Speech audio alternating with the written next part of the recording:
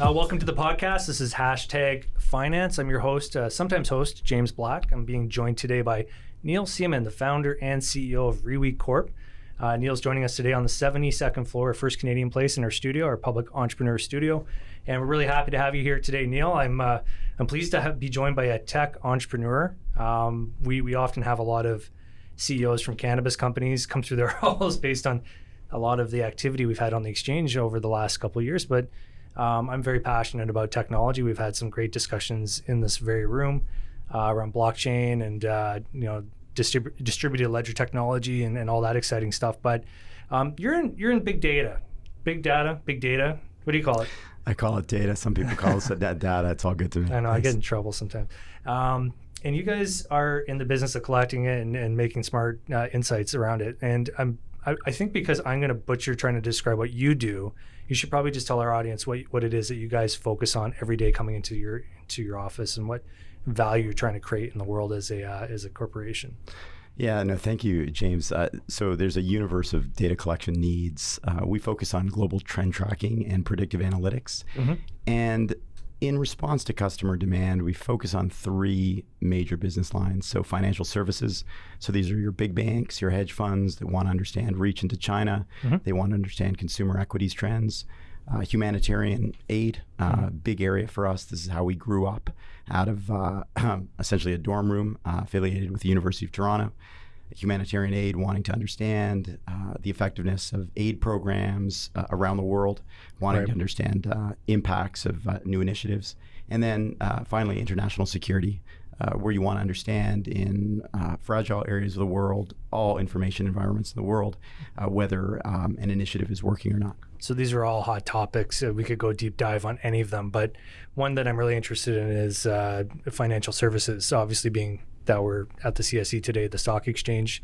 What do you, I guess, and just for the audience, just, we didn't do much prep. We're just rolling here. But my question for you, and one theme that we have through a lot of our discussions is this concept of investor demographics and how that's evolving.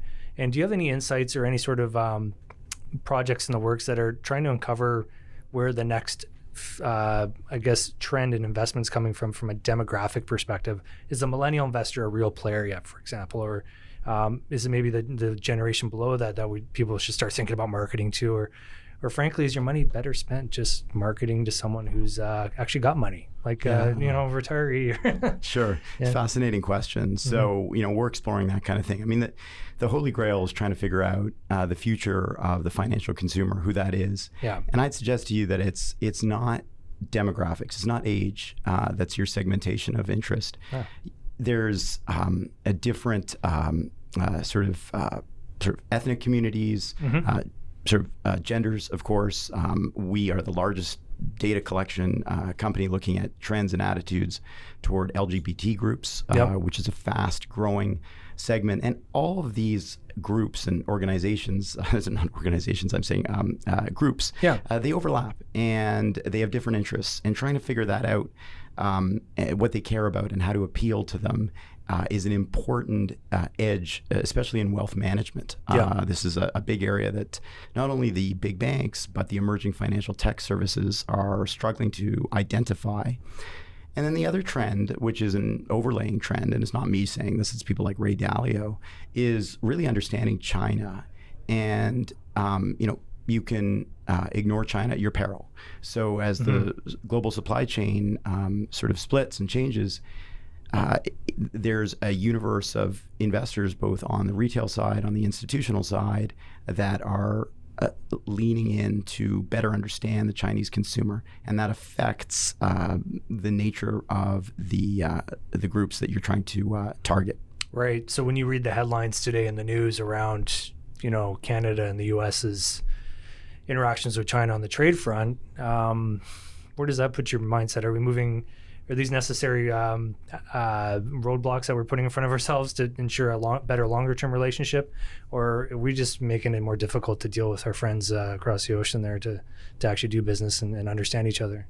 Yeah, I mean, I think what's going on now, and we have a host of people much smarter than me who understand global macroeconomics, is that things have become a bit emotional now. And what we're trying to explore, we do a lot of work understanding the Chinese sentiment, not only in cities, but continuously all across rural and urban China. We're trying to understand the intensity of sentiment toward the United States. So you're actually surveying Chinese citizens? We're continuously surveying Chinese citizens, random Chinese citizens that are reflective of Chinese demographics all across China. And this interaction is happening online? It happens online. Wow. Yeah, and this is where we've recently won a lot of attention. This year we won attention for winning the Battle of the Quants in New York City, largely for our differential insights into China, where you otherwise have a very difficult time collecting You can't just show up and survey people out of thin air. You got to work through certain chains of command, I assume, no? So there are, if you're working in market in China. Otherwise, you're forced to use technologies that are very different from ours, that are called social media analytics firms. We don't do that. We have a differential means of tapping into the pulse of the people. But what the finance firms are finding is that social media analytics, you encounter a variety of censorship problems, social desirability bias, as well as what's called the spicy chicken problem. Okay, explain the spicy chicken problem.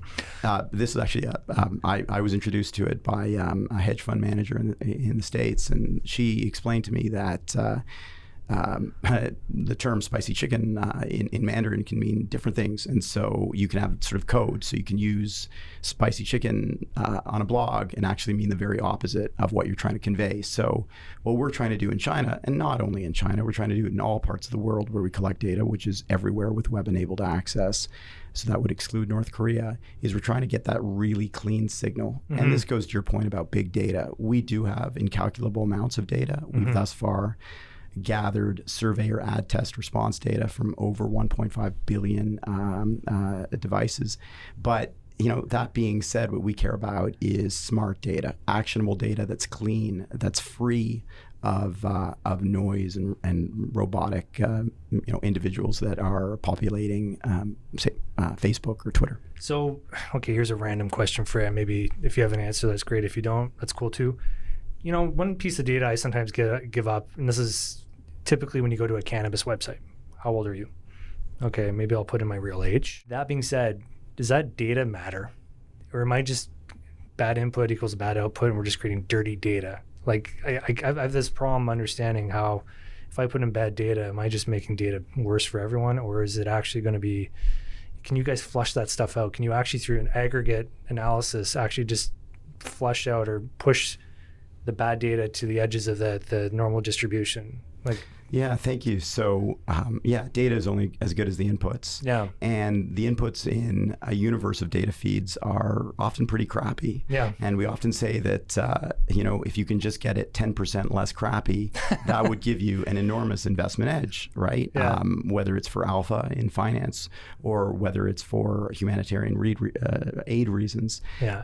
But to your point, we do everything in our power to weed out the noise. So there's all sorts of tools, essentially, to map the data that we're getting in, say in the United States on consumer confidence, which we're tracking on a regular basis, and to evaluate against our historic benchmark data to understand whether or not essentially the data makes sense. And this is where the machine learning properties of our technology come into play. Okay. It's one of the ways in which we can evaluate the veracity of our data. Okay, and try to explain in simple terms the role of machine learning. How does that work to make your data more usable, or to comb through what you said was basically an incalculable amount of data to create insights? Sure, thank you. So we use machine learning both on the front end and the back end. So on the front end, we're continually assessing the universe of tens of thousands of domains that we're using for the purposes of ad tests and surveys to ensure that they are representative of the web using audience in the region of the world that we're targeting. So that's a machine learning property that we're doing in real time to weed out those domains that are potentially trademarked or let's just say non-representative. So we have to build that flow. And then on the back end, as the data are coming out, we have to ensure, again, that it's clean, that it maps on to, it's a perfect mirror of the web using population, and furthermore, that it is,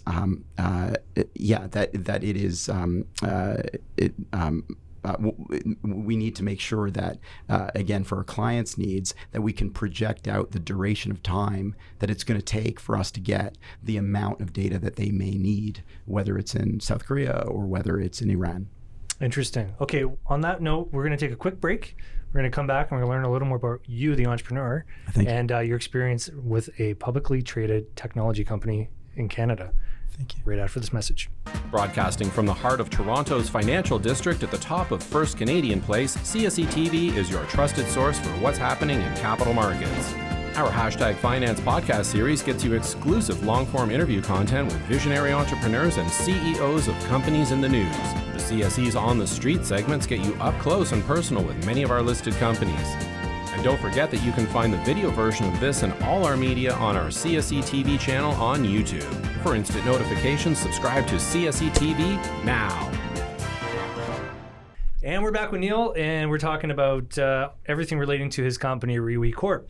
And during that break, I did not have spicy chicken, but I will let the audience know and anyone listening that we actually did a podcast, episode 30, if you want to go back, where Barrington and I actually talked about spicy chicken, the one you eat and not the kind that creates some problems in the data world.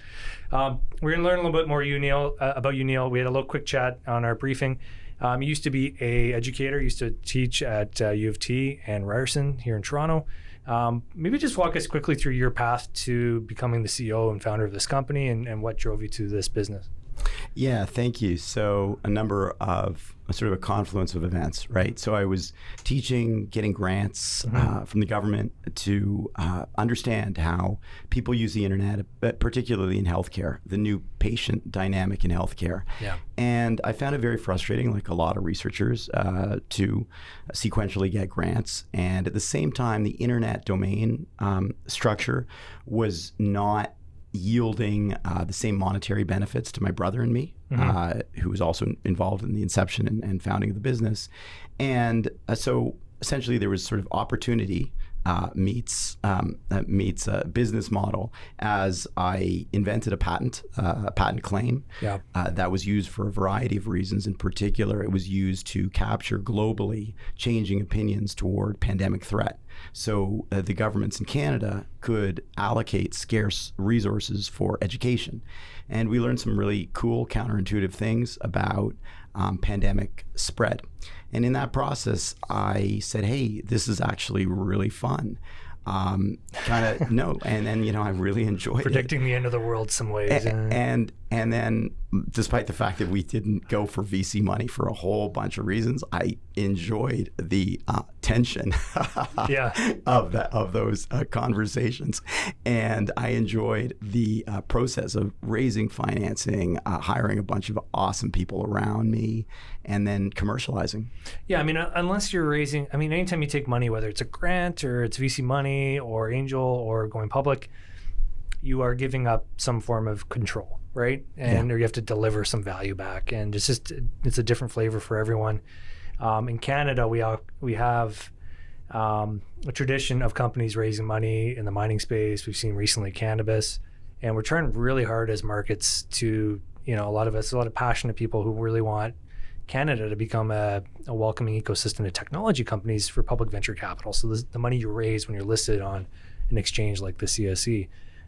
Maybe explain to me sort of what's worked and what hasn't, but maybe just your honest experience about what it's been like being a publicly listed technology company. Because I think that insight would be very important for me, but for our audience who maybe investors themselves and go, there's not a huge universe of publicly listed technology companies, but what, maybe yours is one of the few. Why is it here and what's it doing and what makes it exceptional? Yeah, thanks, James. I think I can talk a lot about what makes it exceptional. That's part two of the question. But the first one is, what's your experience been like? I think there's a great deal of confusion about what technology is and what a technology company is. Yes. So every company today, including the CSE, could be considered a technology company. There are pure technology plays. I would put a company like Google in that space. Yeah. And then there are tech-enabled companies, of which there are just a vast universe. And Reawy is an example of a tech-enabled play. Yeah. I think there is a lack of understanding within certain subsectors of the venture community in Canada and the United States over a new reality. And the new reality is your typical SaaS-based, venture-funded, hemorrhaging money with no clear path to profitability is gone. Yeah. It's a big difference between 2019 and even 2018. Yeah. And that is a new lens, and we're seeing it just today. I mean, I saw WeWork, or the We Company. I saw it. It's apparently there were reports in the Journal, Wall Street Journal, that its valuation is being halved. And I think the retail investor and the institutional investor are starting to wake up. So I've sort of traveled that journey of feeling like I had to educate a wide sweep of investors as I learned myself. It's just a different world, and the markets are recognizing that, I think, to our benefit. And that goes to your second point. I mean, what makes us exceptional? We've always designed our technology to be twinned with accretive shareholder interests, such that our costs associated with sales as our revenues grow actually stays flat or declines. Right. And that's pretty cool. And don't get me wrong, of course we have costs. They're human costs, they're people costs, they're sales-related costs.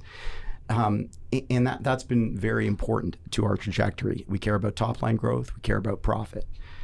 And that's been, I think, a key differentiator within the retail marketplace. And then the other big differentiator for us from an investor perspective is this phrase that I hear a lot called optionality, right? Which is that, hey, we grew up in the context of an academic setting, pre-commercialization, as we were toying around with this stuff. And we've gated through just a wide number of processes, whether it's in our humanitarian aid sector, in our finance sector, or our international security sector, where we first had to get, become a direct supplier to the U.S. State Department. Then we had to get 1 and then 2 positive performance reviews from the U.S. State Department. This was after being an implementation partner for groups like Freedom House. Yeah. And then you're in multi-year agreements. So what we enjoy right now is the ability to do fast contracting, big numbers contracting, moving away from that SaaS-type model that people traditionally associate with venture-funded technology companies. Yeah, so my understanding of that world is you get basically steroid capital, and it's a race to user acquisition. Depending on what vertical you're in, you've got basically a window to grow against your competitors. And if you're VC funded, you're part of maybe a portfolio of competing businesses or holdings.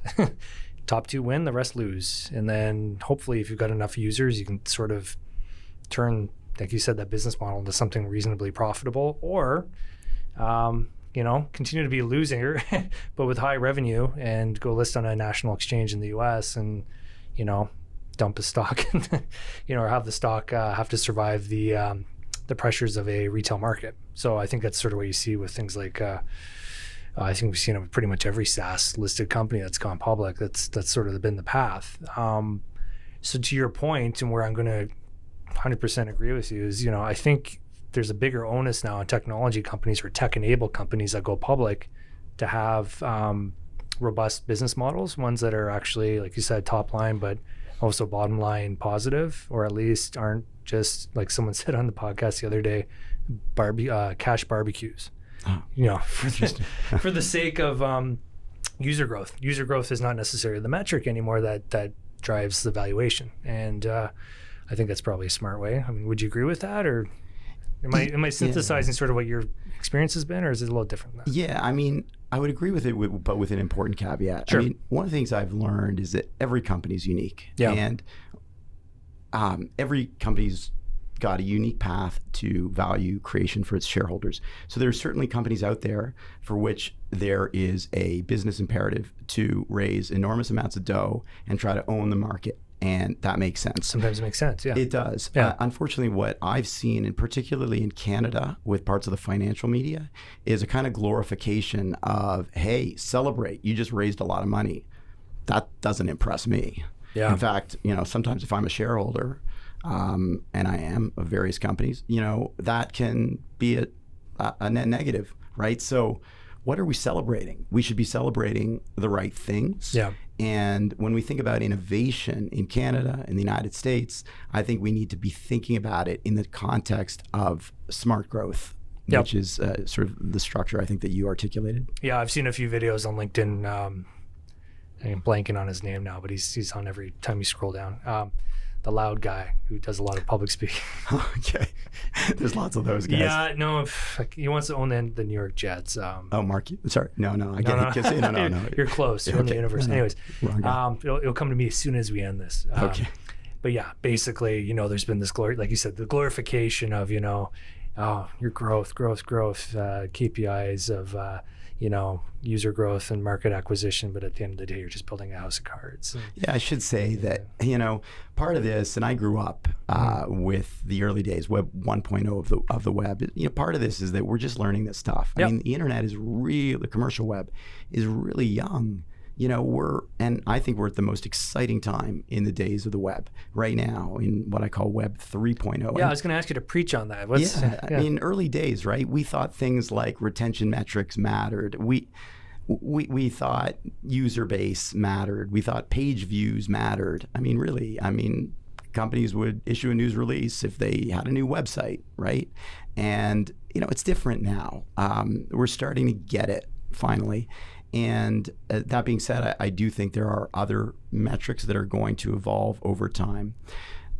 So in terms of the growth of the web and the exciting opportunities that it entails, they're just so universal, right? I think we're going to stop defining the web as this sort of inchoate, separate entity. It's just going to supersede all businesses and be applicable to all businesses, and we're certainly retail is a great example, right? If you don't have a web play, you don't really have a business.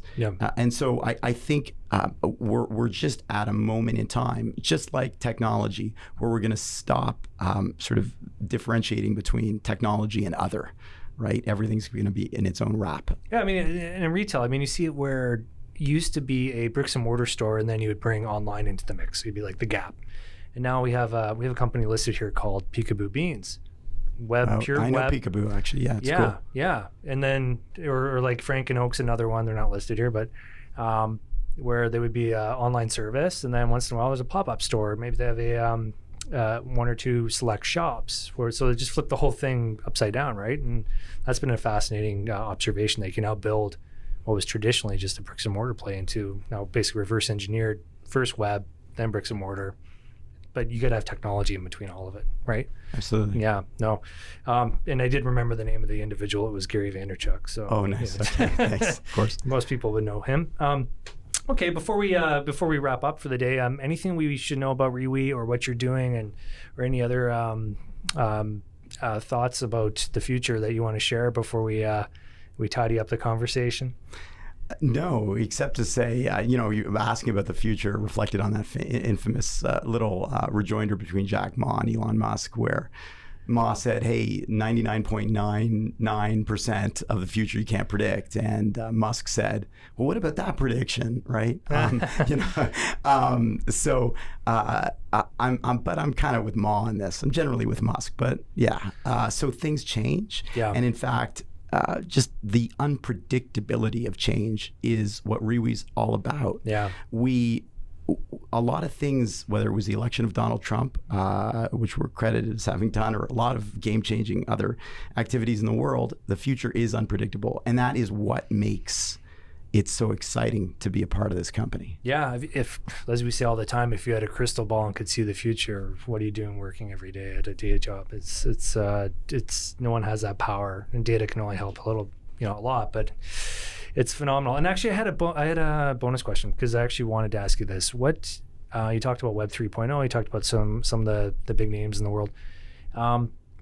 Is there too much power in the hands of very few people in the tech world? So this idea that Facebook, like you got Zuck, you got the Google guys, Amazon, that basically between them, and you mentioned Jack Ma and Alibaba, that really there's a lot of power just collected, centralized into these mega corporations in tech. And is that going to be a big issue moving forward as our data becomes basically consolidated across these platforms, this oligopoly of tech giants?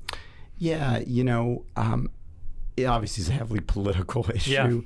I'm following it like everybody else. I think what is good about this situation is that your observation, people have woken up to it. Yeah. So whether they think it's a bad thing or a good thing, they definitely are aware of the fact that these big search companies, these big social media companies have enormous influence in what you see, what you hear, and what you certainly what you share and the data that you share, and that you as an individual, things that you often view and see on the web are not necessarily free. You're often giving up your data in some form or another, and that's important. And it's an important differentiator, I should say, for Reawy in the sense that we don't collect personally identifiable data. And I would suggest that that is also an important shift in Web 3.0, just the growing recognition that privacy in its true sense matters. Yes. And so we're at the cusp of that. And so your question, I think, just demonstrates that. Yeah, that people have now identified that they do have an identity online, and it actually isn't separate from who they are in the real world. Yeah, indeed. People used to treat it differently. Like, very much so. You're right. That's a great insight. Account. Yeah, good point. All right. Well, I'll take that. On that end, if you're watching, please subscribe to us on CSE TV. That's on YouTube. If you're listening or watching and want to listen, subscribe to #Finance on iTunes. We're also on Spotify or anywhere else you listen to podcasts. I want to thank you so much for joining us today, Neil. We really appreciate finally meeting you, having you in the studio, and we look forward to seeing you at future events and hearing more of your insights. Thank you, James. All the best. All the best. Thanks. Hi, it's Grace from the CSE reminding you to make sure to follow us on social media for the latest updates on our listed companies as well as new listing alerts. For more in-depth content, be sure to pick up our free quarterly magazine, Public Entrepreneur, available online at thecsc.com.